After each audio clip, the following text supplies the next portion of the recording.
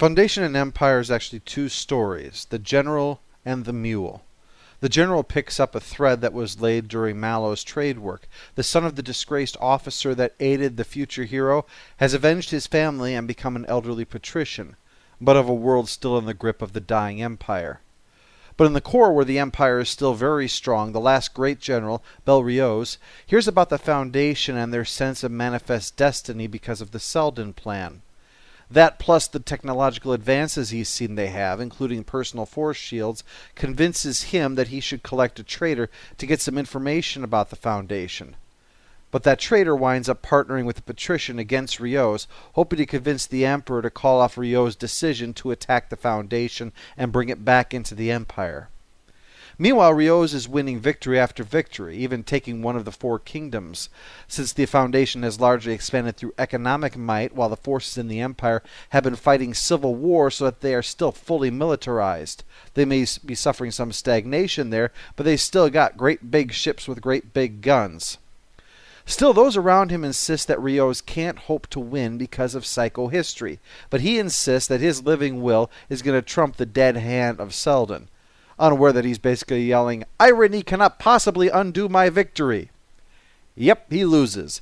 But not because of the Foundation, but because the Emperor yanks his leash, tries him for treason, and has him executed. Because of the traitor and the patrician? Nope. Because of Seldon. Not bad for a dead guy.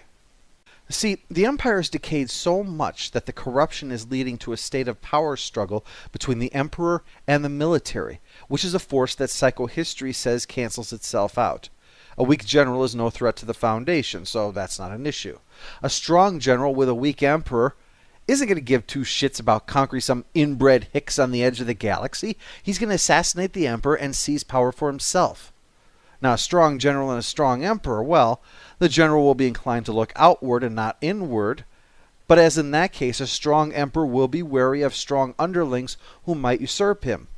And so any head that rises above the crowd winds up getting chopped off. And no emperor is going to risk dividing his attention between keeping the underlings from overthrowing him back home and worrying about what's going on in the periphery either. So all this leads to the inevitable result.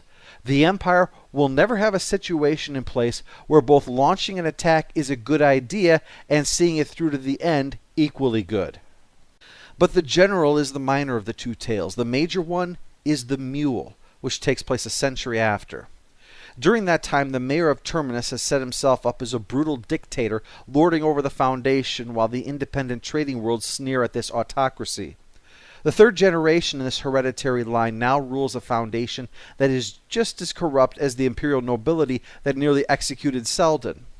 Democrats, the name for those who wish to reform this, are seen as subversives, and the independent trading worlds are plotting to work with them to start a revolution. Their reasoning is that the Seldon Plan protects the Foundation from the possibility of defeat, but that doesn't mean the leadership of the Foundation can't be defeated. A revolution would not prevent the Foundation from forming the Empire. In fact, the mayor chews out one of his officers, Captain Pritcher, for shirking his duty of ensuring tax collection and instead focusing on some outside threat, because he assumes the same. The Foundation will always win, so his only enemies are those within the Foundation. Therefore, the enemies within the Foundation are the only thing that his generals should worry about. Everything else is going to take care of itself. But the thing that has Pritcher worried is a new wrinkle, this new player in the game, the Mule, a man so named because he is a mutant described as some kind of genetic Superman, and his love of donkey shows, of course. His clown, Magnifico, is a cringing thin figure who shares what little he can with those who rescue him from the Mule, Torn and Beta Dorel.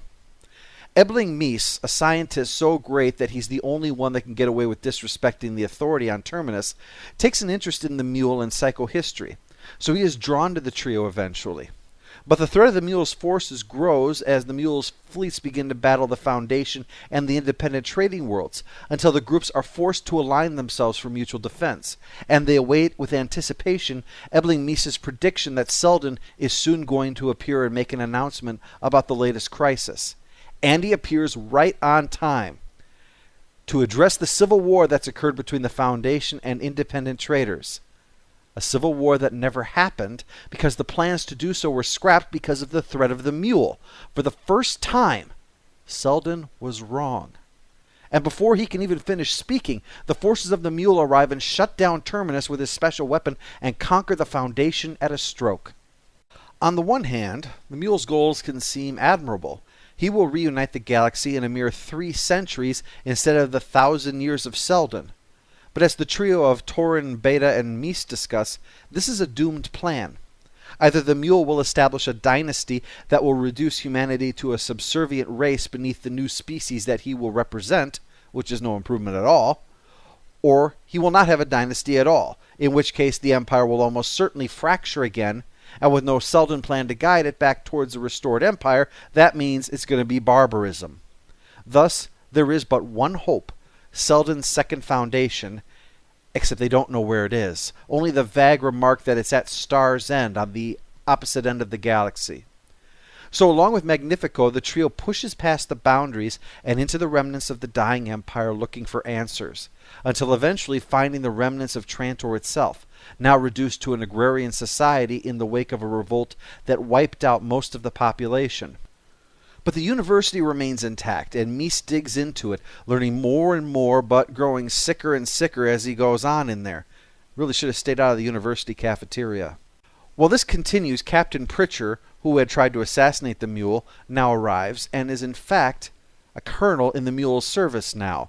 It reveals the nature of the adversary. The Mule has mental powers that allow him to change the emotions of others, so that even his would-be assassin is now prepared to die for the Mule's cause. Now, Mies had already figured that out, and also all about the second foundation. But before he can say where it is, Beta kills him, having realized the truth. Magnifico is actually the Mule.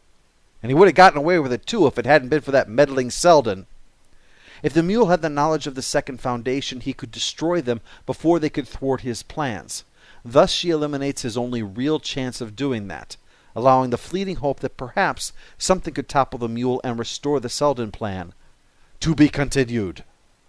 Asimov is most famous for his 3 laws of robotics, intended to prevent robots from rising up and displacing their human creators, since they would be stronger, faster, and smarter than us.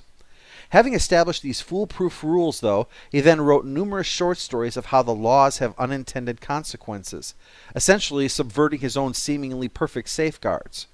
With Foundation and Empire, he does the same thing with his other creation of psychohistory. The science presumes that the individual does not actually matter in the grand scheme of things, so Asimov subverts this with a man who does just that. By making the Mule a mutant, Asimov doesn't actually disprove the conceit of psychohistory, but rather shows that there are, like with the laws of robotics, assumptions at the heart of it that can be played with. As the characters themselves point out, there are 2 such assumptions: that a change of technology will not fundamentally alter the way the human race operates, or that an event will happen that will fundamentally change the way that people react to stimuli. He thus uses both the nuclear disruption technology and the Mule's ability to change how people act by directing changes to their wills. The inclusion of the Mule's ability is of no surprise. Asimov had a habit of including mental powers in his work. I, Robot and the Robots of Dawn both spring immediately to mind as examples of that. Asimov himself, though, was a firm skeptic and said in a 1976 interview that he felt the same way towards ESP. It was fun to imagine, but he did not believe proof of it existed. And yet, mental powers are central to the events in the final book, Second Foundation, which we'll be looking at tomorrow.